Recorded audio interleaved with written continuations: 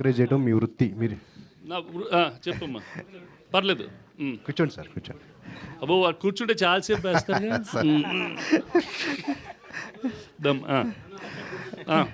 Audience theatre రావడానికి ఈ మధ్య కొంతమంది అంటే నిర్మాతలు టికెట్ రేట్స్ కొద్దిగా తగ్గించుకొని ఆడియన్స్ రావడానికి ప్లాన్ చేస్తున్నారు. అలాగే ఈ సినిమాకి ఏమన్నా ప్లానింగ్ ఎట్లా థియేటర్ రావడానికి? మా జగదీష్ వాళ్ళు కూర్చొని దిల్ డిసైడ్ అమ్మా what they'll do for this thing.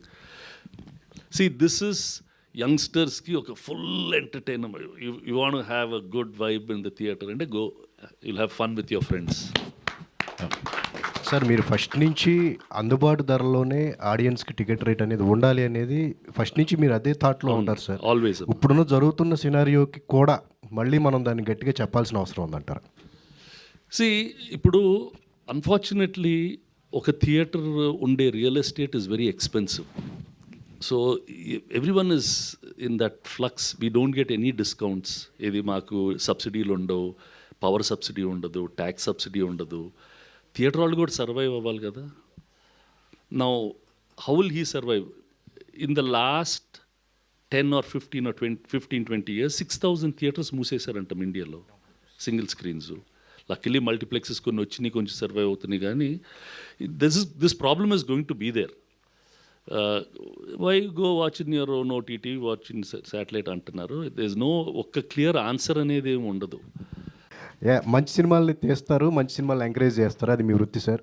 అలాంటిది ఒక సినిమాకి ఇష్యూ వస్తే కూడా దాన్ని సాల్వ్ చేయటం మీ ప్రవృత్తి. ఇప్పుడు ఆన్ గోయింగ్ డిస్ప్యూట్ ఒకటి అవుతుంది, అన్ఎక్స్పెక్టెడ్, ఎవరు ఎంకరేజ్ చేయలేదు. ఏంటి సార్ అది సాల్వ్ చేయడానికి మీ వైపు నుంచి? అంటే మీరు కనుక ఇన్వాల్వ్ అయితే అది సాల్వ్ అయిపోతుంది అని చెప్పేసి అంటారు. వాట్ ఎవర్, అందుకని లేట్ అయింది. I was doing something there, it will get solved. అంటే ఎరోస్తో మీకున్న డీలింగ్ అనేది ఈ కంప్లీట్గా సాల్వ్ అవ్వడానికి అంటే ఏంటి సార్? అంటే మీ Kadam, see, those are all financial matters. They should not be discussed in the open. See, unfortunately, the business part is going too much to the street. ప్రతి ఒక్కడు ఈ ప్రాబ్లం అంట, ఇంత డబ్బులు అంట, అవన్నీ ఎందుకు? Audience has to watch a film. That's it. Why are we going in to those details? అది ఫైనాన్షియల్ ఇష్యూస్ ఉంటాయి. ఇంతకు ముందు కూడా మా ల్యాబులు ఉన్నప్పుడు ఉండేవి, వీటికి కూడా ఉంటాయి. If you plan it earlier it will get sorted out. It will get sorted out. అంటే ఈ రోజుకి అది సాల్వ్ అయ్యి అవుతుందా అని చెప్పి we wish it gets sorted. Okay, right sir. Done sir. అంటే మీరు జనరేషన్ మారుతుంది కదా, మీరు కూడా మారిపోతున్నారు అసలుకి.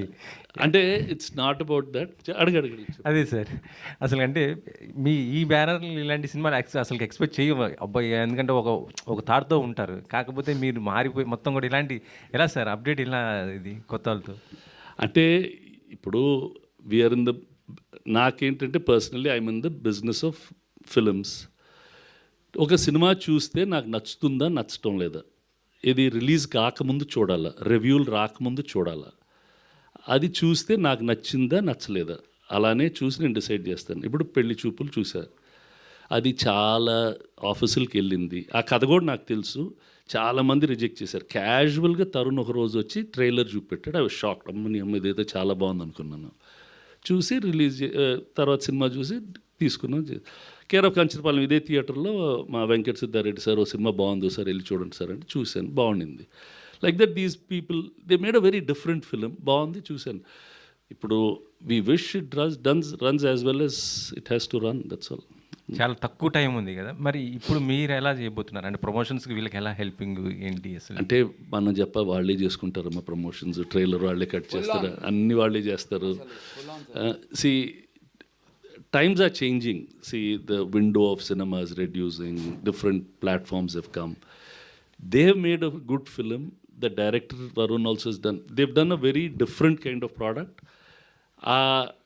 Wacky style of filmmaking, which is not seen regularly. Dintlo untundi.